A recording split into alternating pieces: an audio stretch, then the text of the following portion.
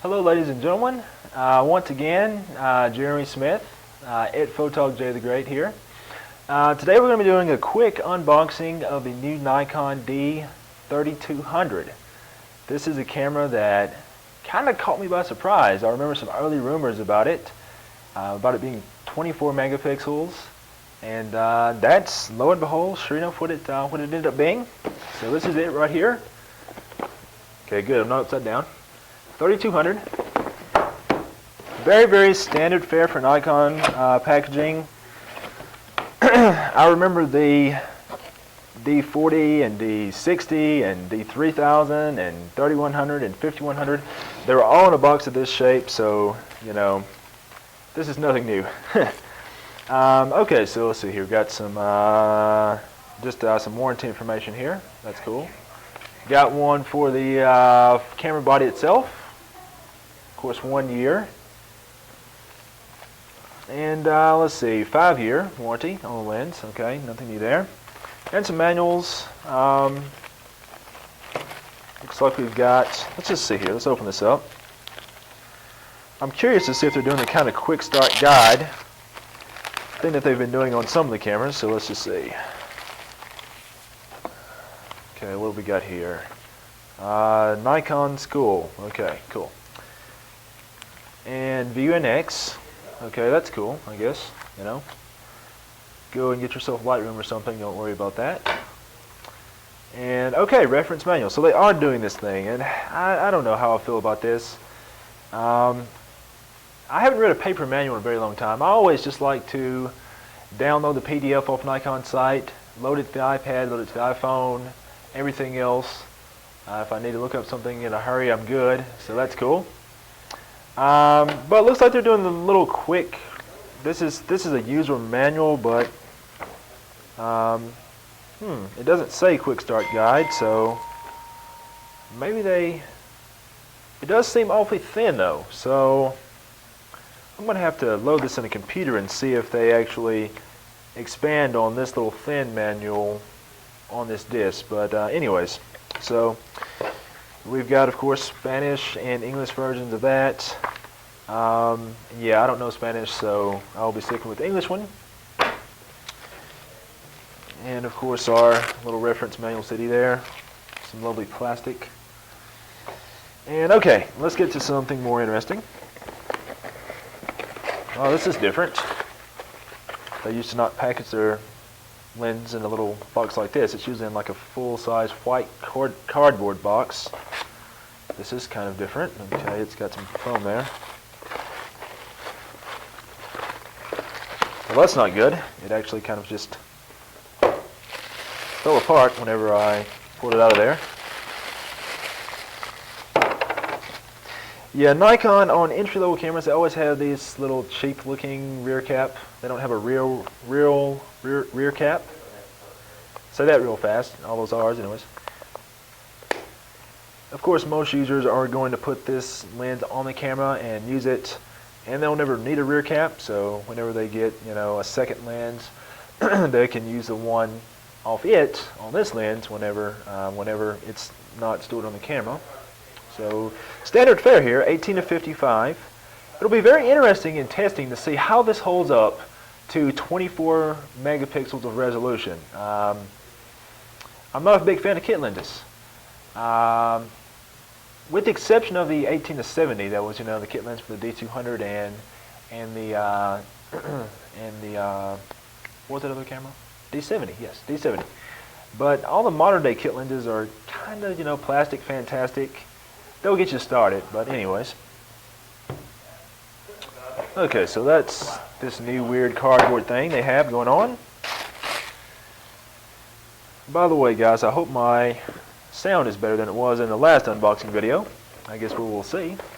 Okay, got some accessories in this box. Standard stuff again. USB cable. That's interesting. Which I actually already have a fully assembled camera here too, so I don't have to put this one together. Anyways, I noticed that this connection is a smaller connection. It's not a standard mini USB. It's one of those little tiny jobs that you find on the Coolpix models, which I think that's kind of interesting. Okay, and analog video cable. And we've got battery. Of course, you know, the ENEL 14. Been with this for a few cameras now. Same ones in the as in the D3100 and D5100. Standard fair Nikon strap. Buy a better one. Your neck will be raw if you just wear this thing, you know. Anyways, one of those little covers for the viewfinder for like long exposures. Supposedly it keeps stray light from entering the camera. I've never really seen that happen in an actual photo. I suppose if you know are into like astrophotography, that may be an issue for you. Not ever really been an issue for me. And of course a Nikon charger, which is the same one once again, MH24, same one that's with the Nikon D5100 and 3100. You know, nice fold out terminals. So no keeping up with an extra cable, so you can keep it all together in your bag very easily. So that's cool. I'm just gonna kind of a neat freak, so I'm gonna stick this back in here so I can quickly toss this stuff back in the box. Okay, we'll set all this crap over there. And okay, this box, yeah, can go there too. And of course the lens and the camera body is right here. The final little cardboard thingy. Nice corrugated box. Okay. So the camera body's there, except I'm not going to take it out because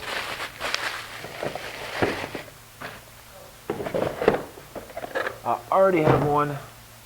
It's all put together right here. Whoa, close.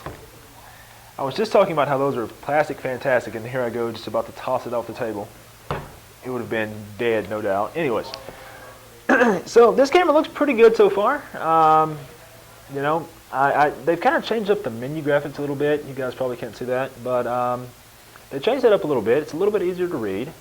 I need to look at the official specs on the screen and see if it's indeed a different screen or if they just changed the graphics. It's about the same size as a as a 3100.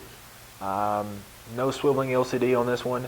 I would imagine that Nikon's probably going to come out with like a 5200 that will be a replacement for the 5100. So that way it'll still have probably the a 24 megapixel sensor and probably a swiveling screen and some other features. I would expect that. SD card slot, of course. One can expect that. Nikon, they do have that new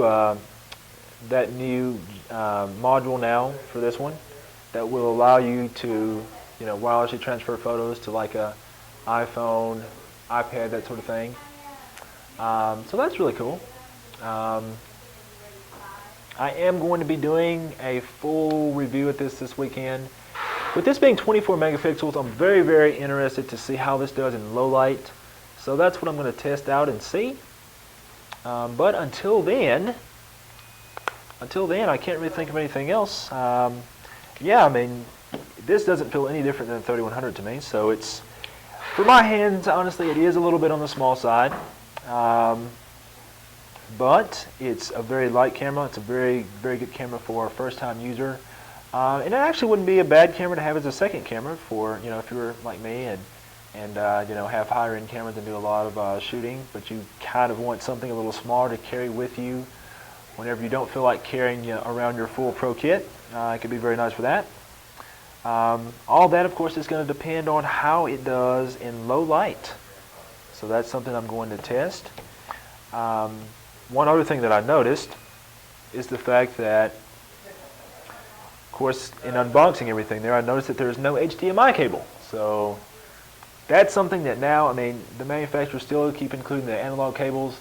I think at this point, they should just toss in a full-size to mini HDMI cable. That would be much more useful for everyone. Pretty much everybody has HD TV these days. So I feel like, the inclusion of an HDMI cable is a bit disappointing. But everything else looks good. I can't speak about the image quality yet, which I'll have to test. But as far as the feel of the camera, it feels just like a 3100, which is not a bad thing.